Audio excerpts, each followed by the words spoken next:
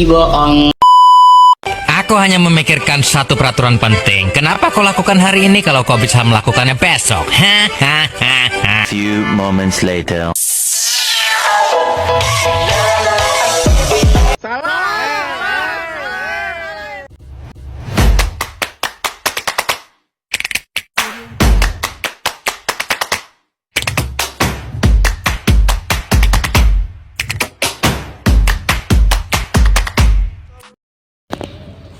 Assalamualaikum warahmatullahi wabarakatuh.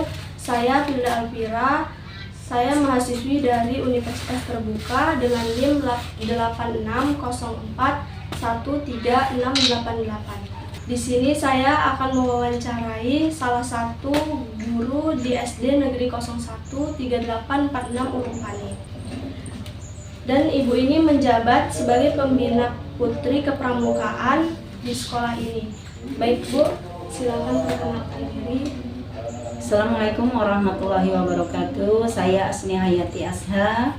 Di sini saya sebagai guru pendidik di SD 013846 Urupani dan kebetulan saya menjabat sebagai pembina putri kepramukaan di sekolah ini. Baik Bu, langsung saja pertanyaannya dari saya. 1. Aspek topik struktur organisasi pramuka. Pertanyaannya, bagaimana struktur organisasi dalam guru di sekolah ini? Struktur organisasi di kepramukaan SD kami adalah pertama diketuai oleh Ibu Siti Rohina sebagai ketuanya dan sekretarisnya yaitu Ibu Nur Hajijah Sitorus dan bendaharanya Ibu Indawati dan pembina putra di kepramukaan yaitu ditangani oleh Bapak Haryanto. Dan pembina putrinya saya sendiri Asni Hayati Asha dan didampingi oleh Ibu Widya Prilia. Bagaimana Ibu memastikan bahwa komunikasi antara pembina pramuka, pembantu pembina, dan Mabibus dalam proses pengambilan keputusan terhadap program hidup ini? Kami sangat bekerja sama selama ini dengan para anggota di kepramukaan. Alhamdulillah kami selalu mengambil keputusan dengan musyawarah dan setelah musyawarah kami sepakatlah membuat beberapa kegiatan di kepramukaan di SD kami. Soal nomor 2, jadwal kegiatan rutin dan non-rutin. Apakah terdapat keluhan terkait kendala pada jadwal kegiatan yang ada serta bagaimana mengatasinya? Selama ini nggak ada kendala sih karena memang kami betul-betul membuat jadwal itu sesuai dengan hasil keputusan musyawarah, yaitu kami adakan di hari Jumat dan Sabtu. Dukungan seperti apakah yang diberikan sekolah terhadap jadwal kegiatan kepramukaan yang ada di sekolah ini? Dukungan jadwalnya itu karena kami menggunakan pada hari Jumat, diberikanlah dukungan itu untuk sholat Jumat pada kegiatan kepramukaan kami. Itu saya rasa itu yang diberikan sekolah pada kami. Pertanyaan ketiga, kegiatan pramuka rutin dan non-rutin. Kapan kegiatan kepramukaan ditentukan? Kegiatan kepramukaan kami tentukan setiap hari Jumat dan setiap hari Sabtu. Dan bagaimana jadwal rutin itu diterapkan di sekolah ini?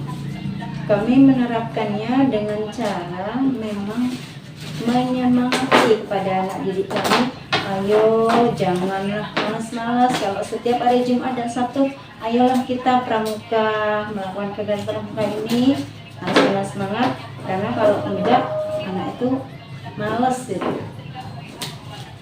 Pertanyaan yang keempat, sarana dan prasarana kegiatan pramuka. Apakah ketersediaan sarana dan prasarana di Budep ini sudah memadai? Alhamdulillah sudah cukup memadai karena kami memiliki halaman yang cukup luas dan kami juga mempunyai perlengkapan seperti perkemahannya, seperti kemah atau tenda yang untuk kemah itu. Pertanyaan yang kelima, sistem penilaian. Bagaimana pengambilan nilai yang Ibu terapkan misalnya melalui SKU atau SSK atau metode yang lain? Kami menggunakan metode yaitu melalui ujian atau evaluasi yang langsung kami nilai di buku saku mereka masing-masing. Karena kalau kami menerapkan seperti itu, anak-anak itu merasa termotivasi. Jadi orang itu saling berlomba ya untuk mencapai nilai yang baik. Dan kami juga menilai penilaian tadi ke dalam buku saku, kami jadikan sebagai penilai rapor. Nilai anak-anak yang mengikuti kegiatan itu kami masukkan ke nilai rapor juga. Pertanyaan yang keenam, prestasi yang diraih. Menurut Ibu, prestasi apa yang paling membanggakan yang pernah diraih oleh SD ini? Menurut saya, karena saya sebagai pembina putri di kepramukaan ini, pada 2 tahun yang lewat itu ya, kami memperoleh juara pertama, yaitu dalam baris berbaris di tingkat kecamatan. Dan alhamdulillah juga kami meraih juara ketiga, yaitu dalam lomba kepramukaan di tingkat kabupaten. Bagaimana langkah Ibu meningkatkan keberlanjutan prestasi di hidup Ibu?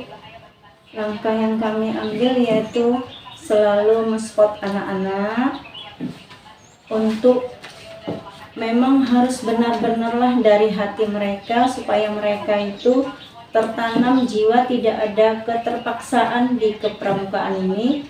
Maka dengan memberikan mereka motivasi, mereka akan lebih giat lagi di dalam kepramukaan ini. Dan untuk selanjutnya kami pun selalu merenovasi jadwal-jadwal kegiatan di kepramukaan ini agar terus berlanjut dan lebih baik untuk kedepannya. Ibu, pertanyaan yang terakhir yaitu yang ketujuh, tantangan kegiatan pramuka. Apa tantangan atau hambatan tersulit yang dihadapi dalam melaksanakan kegiatan pramuka ini? Tantangan yang tersulit ya. Kalau tantangan yang tersulit ini dari anak didik kami sendiri nih. Kadang karena mereka itu masih usia bermain ya, mereka selalu ingin bermain. Kadang sulit untuk mengajak anak-anak itu untuk kegiatan pramuka. Mereka karena namanya masih usia dini ya, mereka inginnya bermain aja, nggak mau kegiatan pramuka.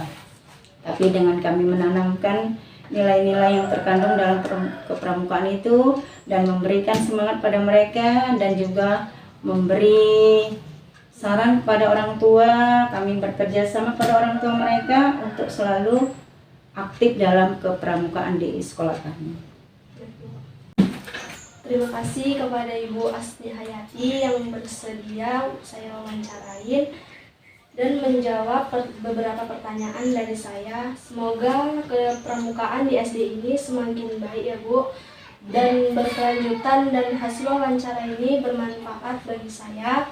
Terima kasih Bu, semoga Ibu sehat selalu dan tambah sukses ke depannya. Amin, ya sama-sama ya Dek.